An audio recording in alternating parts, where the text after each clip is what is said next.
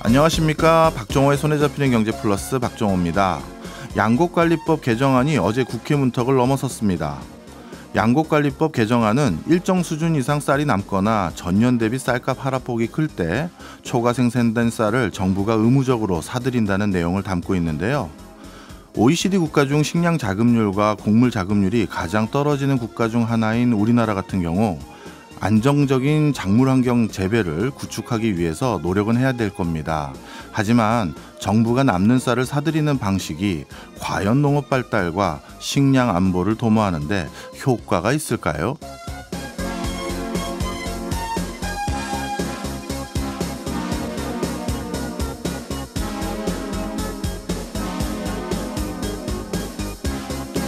유사한 제도를 시행해본 국가들을 보면 어느 정도 답을 찾을 수 있을 것 같습니다.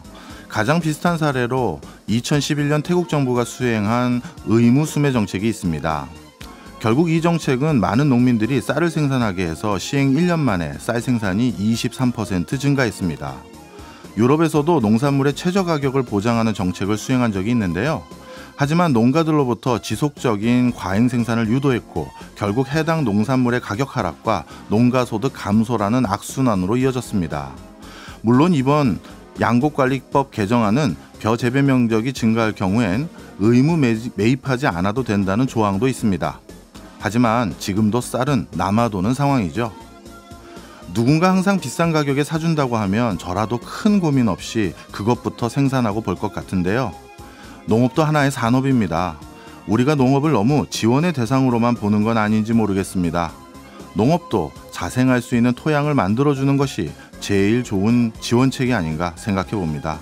3월 24일 금요일 박정호의 손에 잡히는 경제 플러스 광고 듣고 시작합니다. 겹치는 경제 사건을 찾아 해답을 구하는 겹경사 시간입니다. 오늘도 김윤경 경제 전문 기자와 함께합니다. 어서 오십시오. 안녕하세요. 경자가 되게 많이 나오네요. 그렇네요. 생각해 보니까. 예. 진짜 경제 이렇게 전문 취재하시다 보면 네. 옛날에 있었던 일 진짜 또 반복된다 이런 느낌 많이 가지시나요? 그러니까요. 이게 경제학에서도 이게 꼭 이렇게 순환된다라고만 이게 법칙이 있는 건 아니잖아요. 네네. 근데 지난번에도 은행 위기도 그랬고 맞아요. 오늘 가져온 것도 마찬가지입니다. 그렇군요. 이거는 뭐 거의 겹치고 겹쳐가지고 겹겹겹 경제라고 경사라고 얘기를 해야 될 것 같은데 교육제도입니다. 교육제도요. 예. 저도 뭐 학창 시절부터 뭐 많은 이슈들 떠올립니다. 저도 아직까지는 학교에 있으니까요. 네. 예. 자, 그러면 오늘은 교육제도 중에서 뭐 사교육제도도 있을 거고 뭐 산업인력 양성도 있을 텐데 주로 어느 쪽입니까?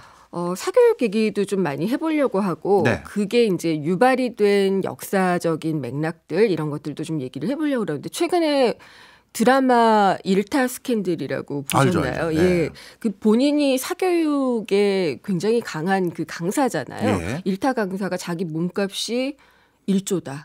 그러니까 경제적 효과를 그만큼 해온다고 하는데 진짜 사교육 시장이 규모가 엄청나거든요. 작년에 26조. 26조요? 예. 와. 올해는 아마 더 늘어날 것이고 코로나 이후에 계속해서 좀 늘어나고 있는데 오히려 이렇게 코로나면은 공교육이 더 무너지는구나. 라고 생각을 했던 그런 부모님들이 굉장히 많이 지출을 해가지고 2021년에 23조까지 올랐고 작년에 26조까지 늘었다는 통계가 어제 나왔더라고요. 이렇게 전체 총액이 늘었다는 건 당연히 학생 한 명당 지출 금액도 늘었겠네요. 그렇죠. 한 명당도 상당히 좀 많이 늘어가지고 근데 저는 이 통계는 사실 별로 믿지는 않아요. 그래요? 전체적으로 평균을 낸 것이지 실제적으로 좀 집중적으로 더 많이 이렇게 지출을 하는 그런 부분도 많기 때문에 1인당은 제가 지금 정확하게 찾지는 못하겠는데 1인당 그때 주셨던 자료가 500만 원에서 600만 원 정도로 나와 있더라고요. 연간으로. 고등학생. 500에서 600만 원 든다고 하는데 사실 이것보다 훨씬 더 많이 드는 분들이 많을 거예요. 저도 그걸 여쭤보려고 했었어요. 왜냐하면 제 주변에도 이거보다 많이 들 것 같은데 하는 분들이 많으시더라고요. 가계부채의 주범을 저는 두 가지로 뽑는데 부동산하고 교육이에요. 그러니까 에듀푸어라는 얘기도 있잖아요. 그러니까 자신은 희생을 해서라도 어떻게든지 자식의 미래를 밝혀주기 위해서는 사교육이 필요하다. 그래서 빚을 내서까지 이제 하는 분들이 많아서 푸어라는 말까지 좀 나오고 있는데 저는 이렇게 그렇게 많이 지출하는 것이 사랑이냐 그리고 국가 경제의 발전이 되느냐 이 부분에는 조금 회의적인 편이에요. 네. 사실 사교육에 그렇게 많이 투자를 함으로써 공교육이 더 무너지는 그런 결과를 가져오기도 하는 것 같고요. 이렇게 많이 몰리는 돈이 과연 이들이 점수를 1점 올려가지고 내년에는 더 좋은데 뭐 대부분 요즘 의대를 가려고 하죠. 네. 그렇게 하는 것이 과연 우리 GDP를 늘리는데 좋은 도움이 되는 그런 행위냐 이런 거에는 좀 회의가 있습니다. 일단 하나씩 좀 짚어보죠. 예. 고등학교 학생 한 명당 연간 500만 원에서 600만 원 사교육비. 이거는 네. 아까 기자님께서 말씀하신 것처럼 아예 사교육 신경 안 쓰시는 분들은 또 전혀 안 쓰는 문화도 있잖아요. 그렇죠. 그런 숫자까지 합쳐졌으니까 금액이 5, 600만 원으로 낮아진 거지 실제는 훨씬 높다라는 말씀을 해주신 건데 네. 그러면 그렇게 많은 사교육 쓰는 집들 같은 경우 사교육비 많이 쓰면 성적은 오른다고 합니까? 많이 쓰면은 오르는 거는 맞는 것 같아요. 그래요? 예. 그런데 이제 그게 이게 선순환이 되고 있다는 느낌보다는 네. 당장의 입시에는 도움이 되는 것 같아요. 당장의 입시에는 이제 내가 더 맞는 전공을 찾아가서 그걸 더 하는 그런 경우는 좀 많다고 하는데 일단 그게 효과를 전체적으로 내고 있다라는 통계는 제가 좀 보지를 못했어요. 그래서 이제 사실은 의대 쏠림 얘기를 조금 하고 싶기는 네, 한데 이게 의대를 갈 수 있는 형편이 되려면 사교육을 충분히 받을 수 있는 그리고 심지어는 몇 수를 하더라도 몇 수요? 예, 그러니까 입학을 해요. 네. 그러니까 예전에는 스카이라는 말이 있었죠. 예, 요즘도 씁니다. 요즘도 네, 쓰기는 네. 하지만은 서울대, 뭐 고대, 연대 이렇게 가면은 잘 갔다라고 예. 하지만 그게 아니에요. 스카이 학생들의 자연계 특히 학생들이 네. 그만두는 사람들이 상당히 많아요. 종로학원이 조사를 해봤더니 작년엔가 한 1,400명 정도나 됐다고 그래요. 한 네. 해에. 그 학생들이 어디로 가느냐. 의대 입시를 다시 준비를 한다고 합니다. 이것도 좀 저도 우리 학교 다닐 때랑 분위기가 다르더라고요. 예. 저희 학교 다닐 때는 담임 선생님들이 학교에서 뭐 서울연고대 이 숫자를 늘려야 되다 보니 그렇죠. 약간 뭐 다른 학교에 그 흔히 말해서 좀 유망한 학과 이거 갈 수 있는 친구들도 잘 꼬셔가지고 좋은 학교에 예, 약간 낮은 좀, 과 예, 이렇게 그렇게. 꼬시는 게 더 대세였었거든요. 네네. 근데 요즘은 뭐 어떻게 보면 명문대라는 데를 붙어 놓고도 그냥 의대를 가기 위해서 다시 N수를 한다. 네. 야. 그래서 의치한수라고 하더라고요. 의치한수요? 그러니까 스카이보다는 의치한수, 의대, 치대, 약대, 수는 뭐예요? 그러니까 수의대. 아, 수의대. 예. 아. 그러니까 이렇게 가는 게 맞을까라는 회의감이 상당히 좀 많이 들 정도로 이번에 조사를 해보니까 좀 그렇더라고요. 네. 좀 실상을 더 자세히 한번 말씀 주시죠. 도대체 뭐 모두 다 그러면 의대만 보고 지금 입시를 하는 그렇다고 봐도 되는 건가요? 일단은 아까 말씀하셨듯이 저는 학력고사 세대거든요. 예. 학력고사 세대 때였고 그다음에 이제 평준화 시대였기 때문에 사실 저희 때는 다양성이 조금 더 추구가 됐던 것 같아요. 그래서 네. 서울대 수석했던 분들 생각을 해보면 예전에 한 81년도인가요? 원희룡 예. 장관도 수석으로 예, 예. 입학을 했었는데 그때 법대를 갔었고 법대나 뭐 경제학과나 이런 데를 이제 문과 계열에서는 갔었고 이공 계열에서는 꼭 의대뿐만이 아니라 물리학과를 많이 아, 그럼 옛날 저 인터뷰 기억나요. 예. 뭐 전국 수석하면 꼭 네네. 방송국에서 새벽같이 가잖아요. 네. 그럼 뭐 서울대 물리학과를 갔는데 순수과학을 했던 거죠. 뭐 할 거냐 그랬더니 노벨상 받겠다고 그렇죠. 막 그런 얘기 했던 예. 적이 있었는데 네. 요즘은 그냥 전국 1등부터 전국 뭐 5,000등일지 만등일지 모르겠습니다만 전부 의대 꽉 채워지고 나머지 네. 가는 거잖아요. 예. 그러니까 다 의대만 가려는 게 이제 그 아까 말씀드렸던 의치한수 여기에 이제 다 포함이 되어 있는데 이게 아무래도 부모님들이 예. IMF 위기도 겪고 그다음에 이제 뭐 글로벌 금융 위기가 영향을 미쳤는지 모르겠지만 이런 위기 상황들에서 뭔가 좀 안정적인 직장 그러면서도 사실 의사가 되면은 뭐 한 10년 노력은 해야 되지만은 억대의 연봉을 또 받게 되잖아요. 예. 그러니까 자녀들이 좀 그렇게 살았으면 좋겠다라는 심정으로 계속해서 이제 의대 진학을 푸시를 하고 본인들도 좀 그런 것들이 자신들의 노후에 좋다고 생각하는데 사실 이거는 부모님들의 노후 준비를 늦추는 그런 좀 역할을 하고 있지 않나. 그렇게 되면은 사실은 이거는 개인적으로나 그러니까 부모님의 입장에서는 개인적으로 경제적 손실이라고 볼 수도 있는 거고 국가적으로도 쏠림이 있으니까 과학기술이 발전을 하는데 인재들이 좀 몰려야 되는데 그만큼의 또 경제적인 손실이 또 발생을 하겠죠. 이게 좀 특이하더라고요. 예를 들어서 미국에 뭐서 공부하신 분들은 아실 수 있지만 항상 외국 분들이 이렇게 얘기를 해요. 너는 한국인이네, 공부 잘하네. 그러면 너는 뭐 메디컬 스쿨이나 로스쿨 가겠구나. 네네. 이렇게 생각을 합니다. 미국에서 공부 잘하는 친구들은 뭐 공대를 가기도 하고 물론 의대, 네. 뭐 법대도 다 인기 있죠. 예. 하지만 좀 다양성이 있는데 동양권 학생들 중에서 공부 잘한다 그러면 무조건 의대나 법대 진학이 그 미국에서도 그렇게 선망인데 이게 우리나라도 그렇고 뭐 남다른 뭐 이유가 있을지 너무 궁금해요. 아까 말씀드린 그 이유가 거의 전부인 것 같은데 그러니까 과학기술을 전공을 했을 때 높은 연봉을 못 받는다라는 인식이 있는 것 같아요. 근데 네. 실제로는 꼭 그렇지만은 않은데 네. 그렇기 때문에 인재들이 미국 가서 공부하고 외국 가서 공부한 다음에 네. 그쪽의 연봉이 사실 높기는 하거든요. 과학기술 쪽에. 그러니까 한국으로 들어오지 않는다는 거죠. 네. 그러니까 인재가 이탈이 되는 그런 문제도 있고 그렇기 때문에 이렇게 하는 것보다는 그냥 국내에서 의대에 진학을 해가지고 안정적인 길을 걷자 이런 좀 인식들이 좀 많아진 것 같아요. 사실 좀 과학기술 인력을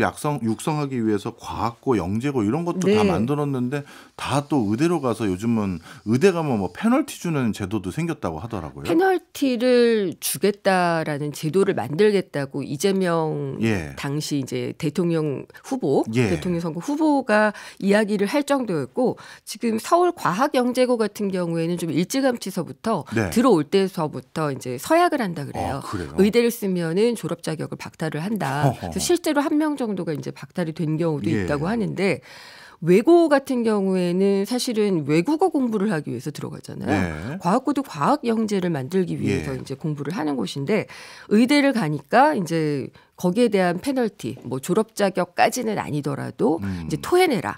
그동안 국가의 돈을 받았으니까 이제 토해내라라고 하는데도 그럼 난 토하고 그냥 가겠다라고 하는 것이 당당하게 이야기되는 것은 저는 맞지 않다고 생각을 합니다. 이게 우리 국가가 내는 돈, 납세자들이 내는 돈인데 그걸로 의대 갈 준비를 해가지고 개인의 어떤 영달을 위해서 그렇게 한다는 거는 다른 사람들의 기회를 또 없애는 것이잖아요. 예. 그렇겠네요. 네. 그러면 이제 이렇게 뭐 어떤 뭐랄까요? 중고등학교를 어떤 데서 보내든 간에 네. 결국 의대를 목표로 하는 게 사회 전반적인 분위기가 됐는데 그 이유가 의대 가면 뭐 어떻게 보면 소득이 좀 높고 네. 안정적이다라고 해서 그런 것 같은데 실제 소득이 다른 분야보다 많이 높나요? 비슷한 정도라고 볼 수는 있어요. 그러니까 그래요? 높은 연봉에서는. 그렇지만은 어쨌든 의사가 받는 연봉은 적지는 않으니까요. 네. 근데 이제 의대 갔다가 중도 탈락하는 사람들도 상당히 많다고 하는데 예. 이런 통계까지는 제가 좀 입체적으로 좀 보지는 못했는데 네. 그러니까 모두가 다 의대에 적합한 인재는 아니잖아요. 공부를 그렇겠죠. 잘한다고 해서. 네. 그런 부분들도 좀 살펴봐야지 될 것 같고 예. 외국 얘기도 좀 하고 싶긴 네. 해요. 외국은 어떤가요? 그러니까 중국 같은 경우에는 우리나라만큼 교육열이 심해요. 근데 의대 진학보다는 예. 아직은 이제 좋은 학교로 보내는 그런 것들에 더 중점을 두고 있는 것 같은데 시진핑 주석이 여기 사회주의 국가잖아요. 예. 불평등이 너무 심해지는 거죠. 예. 그러니까 교육열이 심해지고 사교육이 발전을 하다 보니까 이제 그 좋은 학교로 가는 아이들은 부잣집 아이들이 되고 그러면은 기회가 균등하게 분배가 되지 않는다라고 생각을 해가지고 예. 사교육 금지 네. 뭐 조치도 좀 내리기도 하고 그다음에 이제 뭐 그 방과 후 교습 같은 것들을 아예 금지를 시켰더라고요. 네. 근데 이렇게 하니까 이제 이렇게 한 배경 중에는 사교육이 점점 더 이제 아이들의 미래를 결정을 하게 되고 부모들의 현재를 막 고갈시키다 보니까 아이를 안 낳는 경우가 많아진 거죠. 중국 출산율이 드디어 낮아졌잖아요. 네. 그런 것들도 영향을 미치다 보니까 우리나라도 마찬가지예요. 아이를 안 낳는 이유 중에는 저는 아까 말씀드렸던 가계부채를 늘리는 주범, 부동산. 그다음에 교육 이런 것들이 좀 영향을 미치지 않나 이렇게 좀 생각을 하고 있거든요. 시진핑이 이렇게 강력하게 이야기를 하면서 정리를 할 정도면 우리나라도 사실은 우리가 뭐 사회주의 국가는 아니어가지고 영재고 갔는데 의대 가면 안 돼. 뭐 페널티 이런 것은 어느 정도 사회적으로는 좀 합의를 이룰 수는 있지만은 개인적으로는 법적 소송들에 나설 수 있는 그런 뭐 여지가 그런 있겠네요. 여지도 있거든요. 근데 우리도 예전에 역사를 반추해 보면 사교육을 근절하기 위해서 과외 단속하고 뭐 그렇죠. 그랬던 적이 있었었잖아요. 예. 1980년도쯤이었던 걸로 기억을 하고 있고요. 그때는 그래서 과외를 금지했더니 비밀 과외가 또 성행을 했죠. 항상 사교육은 네. 공교육의 어떤 그 빈틈을 예. 뚫고 나오는 것 같은데 거기에는 인간들의 욕심이 아무래도 좀 더 잘해보겠다. 그리고 특히나 우리나라는 개천에서 용이 난다라고 생각을 해서 교육만큼은 신분 상승의 사다리로 좀 생각을 해왔잖아요. 그런 것들을 이루기 위해서는 내가 어느 정도는 다 지출할 수 있다. 내가 얼마든지 지출할 수 있다. 이런 인식들이 있었기 때문에 비밀과외가 좀 성행을 했었고 그게 아마 2000년도에 위헌 판결이 나가지고 그다음부터는 이제 과외가 풀려서 이제 대학생들도 그냥 뭐 아르바이트로 과외를 열심히 하게 됐죠. 근데 이것도 참 특이해요. 기자님도 더 잘 아시겠습니다만 미국이나 어느 나라도 사교육이 있긴 있거든요. 그럼요. 그런데 미국 같은 경우도 이 사교육을 주로 받는 학생들이 누구냐면 공부가 좀 처진 친구들이에요. 맞아요. 그래서 공부가 좀 처져서 나도 학교에서 정상적인 수업을 들을 수 있는 걸 따라잡기 위해서 과외를 하는 거지. 네. 우리나라는 공부를 되게 잘하는 친구들이 사교육을 더 하잖아요. 그러니까 학력 격차는 더 벌어지죠. 네. 예. 학력 격차는 더 벌어지고 싱가포르 같은 경우에도 예. 거기는 이제 초등학교부터 과외가 굉장히 성행을 하고 있다고 하더라고요. 그러니까 중학교 졸업 시험이 인생을 결정을 해버릴 수 있는 중요한 시험이 돼버린 그런 제도가 있더라고요. 그러니까 저는 이런 문제를 해결하기 위해서 중요한 것 중에 하나가 직업을 우리가 너무 빨리 선택을 한다. 이것도 하나의 좀 문제라고 생각을 예. 하거든요. 이 직업을 갖기 위해서 네가 공부를 해야 돼. 라고 생각하니까 사교육에 이만큼 또 돈을 쏟아붓게 되는 거고. 그러니까 자연스럽게 공부를 하면서 자신의 진로를 찾아갈 수 있는 그런 분위기를 만들면 교육 제도도 또 그렇게 된다면은 사실은 이렇게 사교육시켜서 의대 보내고 뭐 이런 좀 일률적인 방향으로만은 가지 않을 수 있을 것 같은데 싱가포르의 경우에도 이렇게 입시 제도가 이렇게 딱 고착화가 되어 있고 어렸을 때부터 이걸 잘 치러야지 좋은 사람이 될 수 있어라는 인식이 되니까 좀 이게 좀 문제가 되고 있다는 생각이 들더라고요. 그러면 이제 싱가포르보다는 우리가 그런 걸 뒤로 미룬 셈인데 어찌 네. 보면 우리도 옛날에 중학교 입시, 고등학교 그럼요. 입시도 있었었잖아요. 그때도 다 시험 쳐서 이제 네. 예. 그럼 그때부터는 어떻게 보면 인생을 결정할 수 있는 시점을 뒤로 미뤄준 거고 네. 요즘은 의학 전문대, 법학 전문대도 대학원으로 바뀌었기 때문에 미룬 건데 왜 오히려 더더욱 의대 쏠림이나 이렇게 특정 직업군에 대한 선호도가 높아지는지 도저히 감이 안 오네요. 저도 사실 왜냐고 교수님께 좀 네. 여쭤보고 싶네요. 그러면 요즘은 이제 이 네. 의대 쏠림 현상이 이렇게 높아지기 위해서 정부 차원에서 이걸 방지하기 위한 뭐 추가적인 노력이 있나요? 일단은 아까 말씀드린 대로 이제 고등학교들한테 특목고나 이런 곳들한테 의대 진학의 쏠림을 조금 좀 방지할 수 있는 것들을 고안해 봐라라고 예. 이야기를 했고 아까 자율적으로 그런 얘기들이 좀 나오고는 있고요. 근데 사실 특목고라는 거 자체가 굉장히 좀 변질이 됐잖아요. 그래서 예. 지난 정부 때는 자사고 특목고 같은 것들을 좀 폐지를 하는 쪽으로 정책을 잡았었는데 이번 정부에 들어서는 다시 또 다 존치를 하겠다고 하죠.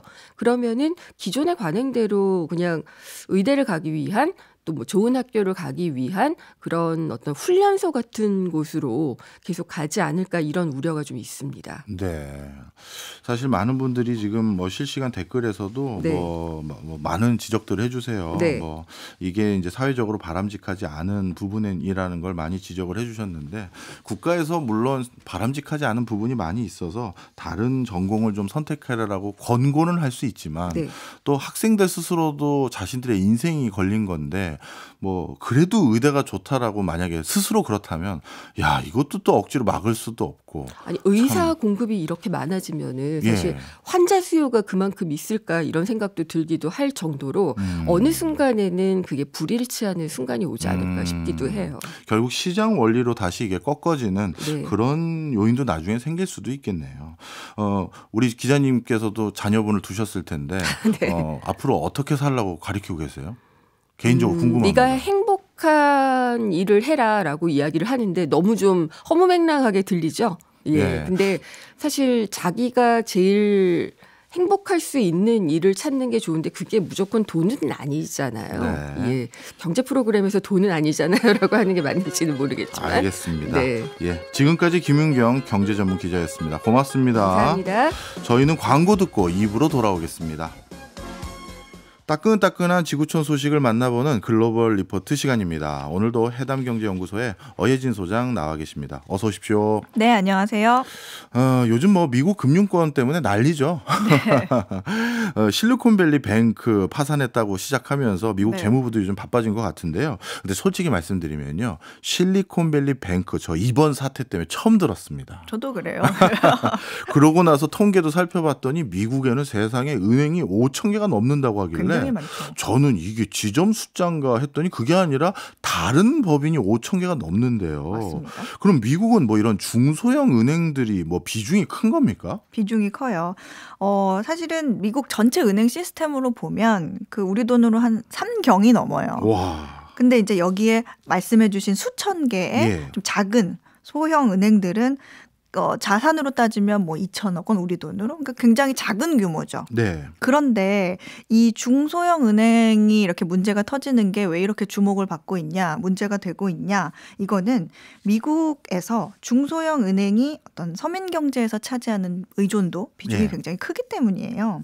그러니까 우리는 지방 은행들이 이렇게 있지만 우리도 최근에 뭐 어플로 은행 업무를 다 처리할 수 있게 되면서 뭐 예전에는 지방의 어떤 이름되는 그러니까 이름을 둔 그런 지방 은행들이 거의 점유율이 높았으나 지금은 좀 대형 은행들이 오히려 어플이 나오면서 점유율이 오히려 높아지고 있다 이런 얘기가 있는데 미국은 조금 달라요. 그러니까 뭐 예를 들면 뱅크 오브 아메리카 어디 지점이 있는데 그게 뭐 내가 사는 곳부터 한두 시간 정도 떨어져 있어요. 네. 그 사람이 어플로 뭐 BOA를 이용하기보다는 해당 지역에만 있는 중소형 은행을 상대적으로 더 많이 이용을 합니다. 그러니까 특히 지방에서 뭐 사업을 하는 사람 네. 아니면 뭐 농업, 뭐 목축업 같은 이런 지역 특화 산업에 종사하는 사람들의 경우에는 더더욱 그 지방 특색 은행을 이용하는 경향이 커요. 네. 왜냐하면 그 지역 은행이 그 지역 경제를 누구보다 잘 알기 때문이거든요.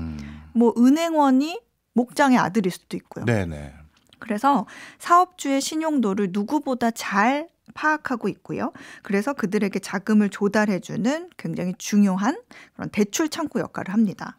그래서 여기가 무너지면 이런 사업들이 미국 경제의 거의 절반을 차지하고 있거든요. 그러니까 소규모 기업들이 무너지고 은행이 무너지면 미국 경제가 무너지는 이런 식으로 가기 때문에 이런 우려들이 나오는 겁니다. 그렇군요. 미국은 아예 이 소규모 은행들이 차지하고 있는 역할이 아주 이렇게 분명하게 따로 있는 거였네요. 자, 그런데 실리콘밸리 뱅크뿐만 아니라 뭐 시그니처 은행 네. 이런 데도 위험해졌었고 벌써. 네.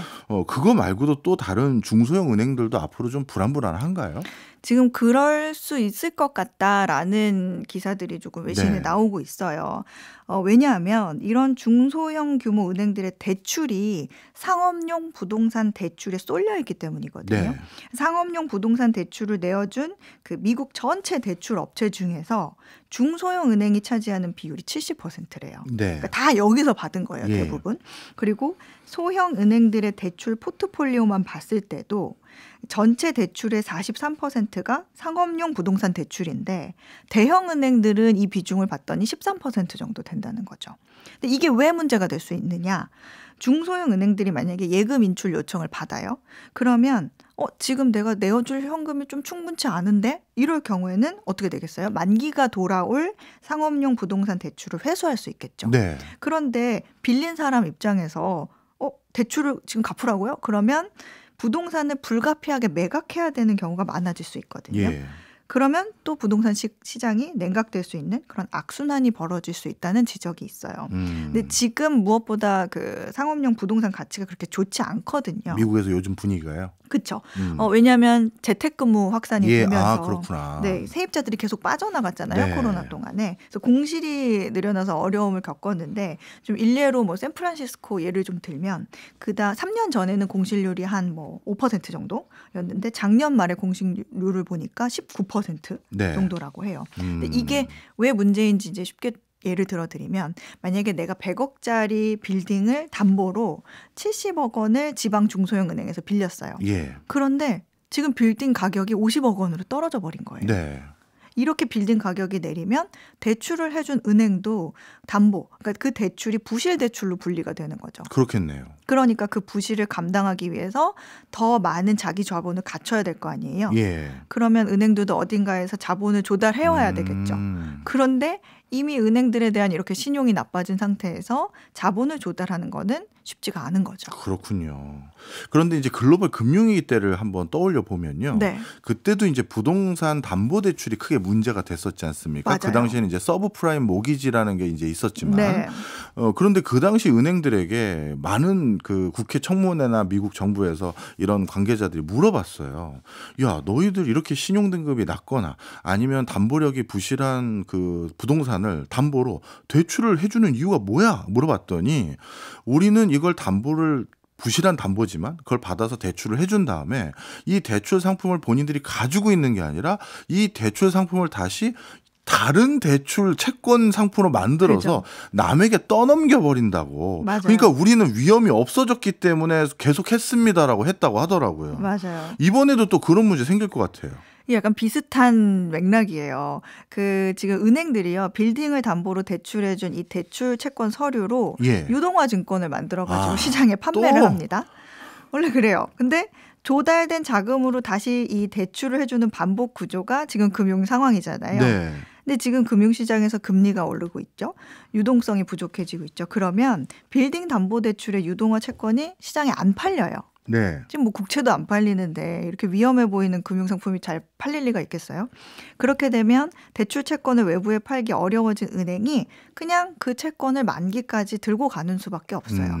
그러면 결국에는 대출해줄 돈이 또 안 생기는 거예요. 예. 그럼 대출을 못 하게 되죠. 예. 그래서 사실은 뭐 대세적으로는 이번 일로 금융위기까지 안 갈 거라고 보는 시각이 지배적이기는 한데 교수님께서 말씀해 주시는 그런 지난 금융위기 때의 사례가 지금과 너무 오버랩 된다는 거죠. 그래서 좀 우려가 된다 이런 얘기가 나오고 있습니다.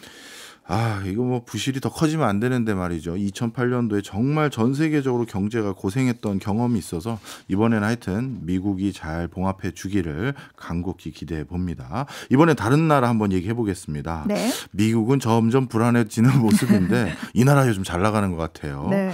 인도가 뭐 얼마 전에 세계 1위 인구 대국이었다는 소식도 여기서 말씀해 주셨는데 네. 이제 뭐 경제 성장률도 만만치 않다고요? IMF가 올해 1월에 세계 경제 성장률 전망치를 내놨거든요. 네. 세계 평균이 2.9%, 미국이 1.4%, 중국이 좀 높게 5.2%. 근데 인도는 얼마일 것 같으세요? 중국보다 높을 것 같아요. 중국보다 높아요. 이야. 6.1%. 그러니까 전 세계 주요 국가 중에 가장 높아요. 근데 내년에는 6.8%까지 성장할 걸로 예상이 되는데 최근 뭐 모건 스탠리 같은 이런 보고서를 봐도 인도가 10년 내에 일본과 독일을 뛰어넘고 세계 1위 경제대국에 오를 거다. 이런 보고서도 있었고요. 골드만삭스는 더해요. 예. 지금으로부터 52년 뒤인 예. 2075년이 되면 인도가 미국 경제를 역전할 것이다. 이런 보고서도 냈어요. 그러니까 얼마나 믿어야 될지는 모르겠는데 어쨌든 인도의 경제 성장 속도가 굉장히 가파르다. 이런 걸 알 수 있습니다. 역시 이런 놀라운 성장 속도를 내는 데는 중국처럼 인도가 이제 인구 1등 대국이 됐기 때문인 거죠? 그렇죠. 이제 올해 인도가 중국보다 한 300만 명 정도 더 많은 14억 2,800만으로 이제 세계 1위 인구가 된다. 이런 얘기가 있는데 인도 인구가 1등인 게 중요한 게 아니라요. 예. 인도의 인구 비중이 너무 이상적이라는 게 중요한 거예요. 아, 그 인구 비중도 이상적인 게 있군요. 그렇죠. 인구 분포 비중을 보면 보통은 요즘에 뭐 중장년층 또는 최근 들어서는 노년층이 이제 불룩 튀어나온 인구가 많은 다수를 차지하는데 인도 분포를 보잖아요. 그러면 인도는 아래쪽이 불룩해요. 그러니까 인구의 47%가 25세 미만이에요. 네. 그럼 이거는 일할 수 있는 노동 인구가 수두룩하다는 거죠. 예. 그래서 이 부분을 노령 인구가 많은 중국하고 좀 비교를 하면서 이렇게 많은 일꾼들로 경제 성장은 이거 시간 문제다. 예. 이런 얘기가 나옵니다. 그런데 사실 인도는 그 많은 노동 가능 인구들 때문에 사실은 고민이 많이 커요. 고민이. 요즘 그러면 여기도 뭐 실업률 고민인가요? 실업률이 고민입니다. 왜냐하면 양질의 일자리가 없다는 거예요. 인도의 실업자 수가 계속 증가하고 있는데 인도 정부 자료에 따르면 지난 2월의 실업률이 7.45%예요.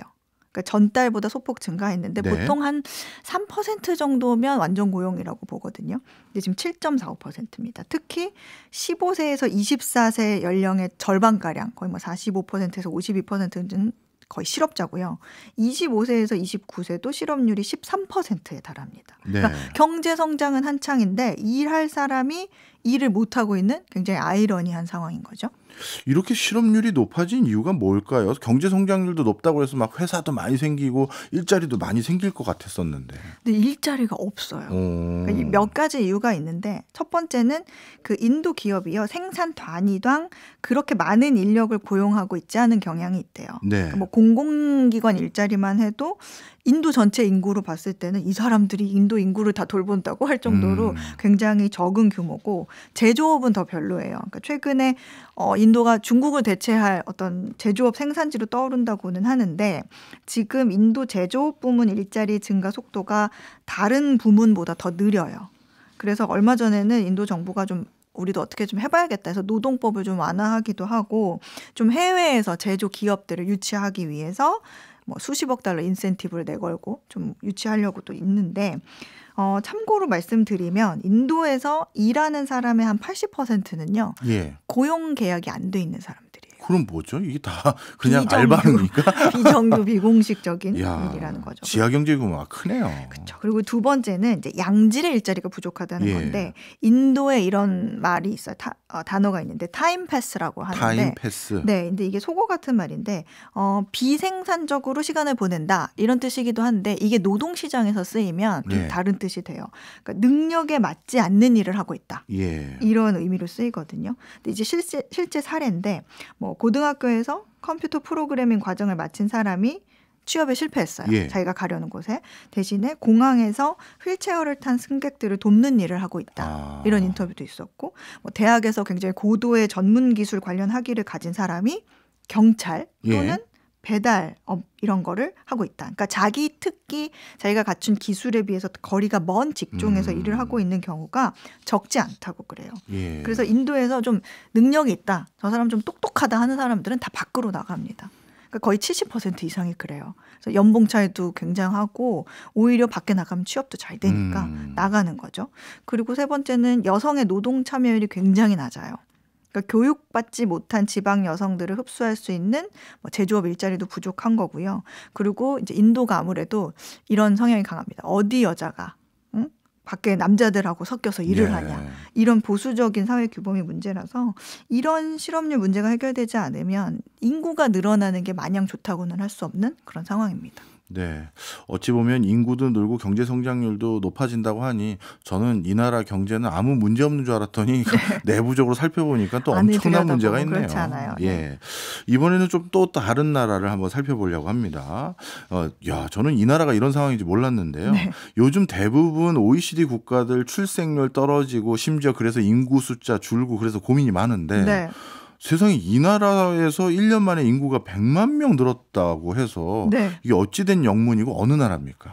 바로 캐나다입니다. 예. 그러니까 올해 1월 1일 기준으로 작년 대비 105만 명이 늘었는데 인구 증가율로 따지면 2.7%거든요. 이게 1957년 이후에 가장 높은 증가율이고 G7 국가 중에 가장 가파른 수치이기도 합니다. 근데 1년 만에 이렇게 급격하게 늘어난 건 그건 모든 캐나다 여성들이 의기투합하여 저출산 문제 해결에 나선 거죠. 갑자기 아이를 막 그렇게 낳아서는 아니고 이민자를 적극적으로 아. 받아들였기 때문이에요. 그러니까 늘어난 인구 100만 명 중에 약 96만 명은 이민자예요. 대부분 이민자네요. 그렇습니다. 이 캐나다가 그 2년 후인 2025년까지 연간 50만 명의 이민자들을 매년 받겠다. 이런 계획을 가지고 있거든요. 그래서 2036년이 되면 캐나다 전체 인구의 한 30%는 이민자가 될 거다. 네. 이렇게 보고 있어요. 근데 이런 식으로 인구 증가 속도를 좀 유지해 주잖아요. 예. 그러면은 앞으로는 26년 안에 캐나다 인구가 지금의 2배로 늘어날 걸로 보고 있습니다. 예. 우리나라도 캐나다에 유학 가신 분들이 많이 있긴 한데 네. 그런데 이 캐나다 원래 이렇게 적극적으로 이민자들을 받아들였습니까? 2015년 정도부터 그랬어요. 그러니까 우리는 지금 출산율이 1%도 안 되잖아요. 그러니까 어떻게 하면 아이를 더 낳을까 고민을 하는데 예. 캐나다는 생각을 전환한 거죠. 빨리 일단 고급 기술 인력 같은 노동력이 부족하니까 인재를 더 많이 끌어와야 되고 또 하나는 고령화 문제 해결하기 위해서 이민자 유입이 훨씬 효과적이겠구나 이렇게 판단을 했던 거예요. 그래서 현재 노동력 증가분의 한 100% 정도 100%는 이민자들이 차지하고 있습니다. 그런데 캐나다에서 무분별하게 이민자라고 다 받는 건 아니에요. 그럼 뭐 심사 같은 게 있나 보죠? 물론 이제 꼭 거쳐야 하는 건 아닌데 네. 능력 있는 사람이 캐나다에 오면 취업 비자도 좀 빠르게 내어주고요. 그리고 이제 뭐 6개월 안에 영주권을 얻을 수 있도록 하는 프로그램이 있는데 이게 영어 시험을 보는 거예요. 영어 시험을 봐서 뭐 나이도 그렇고 학력도 그렇고 경력도 그렇고 영어 시험까지 다 합산해서 포인트를 매깁니다. 예. 그래서 고득점을 받은 사람에게 영주권을 주는. 이거 뭐 거의 취업인데요. 나이, 학력, 경력, 영어 성적. 그러다 보니까 캐나다가 이 선진국 중에서 가장 높은 교육 수준의 이민자를 보유하고 있는 그런 국가 중에 한 곳이 됐죠. 뭐 이런 나라가 또 있습니까? 호주 정도가 좀 호주가? 비슷하게 예, 이렇게 가려서 받는. 그런데 이제 이렇게 우수한 이민자 받아서 국가 인구 구조 문제 해결해 보자. 이건 우리나라에서도 생각할 수 있을 것 같긴 합니다만. 요즘 들어 조금 고민을 하는데. 예, 그런데 이게 왜 안 하냐면 원래 원주민들하고의 갈등 생기거든요. 맞아요. 캐나다도 분명 원주민들, 그러니까 원래 캐나다 오랫동안 거주한 분들이 안 좋아할 것 같은데. 안 좋아요. 특히 캐나다 인구의 한 20% 이상을 차지하는 퀘벡에서는 예. 연간 50명? 우리는 됐고 5만 명 이상은 안 받을 거야. 예. 이렇게 선언을 했어요. 그러니까 퀘벡 같은 경우에는 주로 이제 프랑스어 많이 쓰고 프랑스 네. 문화가 좀 깊게 뿌리내린 곳인데 이민자들이 많아지면 내 고유의 문화가 희석된다는 거예요. 네. 그리고 이제 이런 게 문제가 아니라 또 인구가 늘어나면 주택 문제, 아, 그렇죠. 그다음에 인프라 문제, 예. 다 또 지어야 되잖아요. 그리고 갑자기 이렇게 너무 빠르게 늘어난 인구를 커버할 공공 서비스 문제, 이런 거 굉장히 다 부담 요인이 될 수 있습니다. 네. 이렇게 인구 문제를 이민자로 해결은 하지만 또 다른 그게 문제를 낳을 것 같기도 하는 걱정도 되네요. 네. 예, 지금까지 어혜진 소장이었습니다. 오늘도 고맙습니다. 감사합니다. 지금 듣고 계신 곡은 이현석의 학창시절입니다. 오늘 교육 정책에 대해서 배워봐서 옛날 생각이 떠올라서 한번 선곡해봤습니다. 옛날 노래인데 사운드가 아주 아직까지 신선하고 좋습니다. 한번 꼭 들어보시기 바라고요. 박정호의 손에 잡히는 경제 플러스는 일요일 7시 5분 지난주에 있었던 경제 콘서트 편집본으로 인사드리겠습니다. 챗 GPT 같은 새로 생긴 AI 분야에 관심 많으신 분들 들어보시면 큰 도움 되실 겁니다. 많은 관심 부탁드립니다. 오늘도 행복한 하루 보내시길 바라면서요. 저는 다음 주에 또 인사드리겠습니다. 고맙습니다.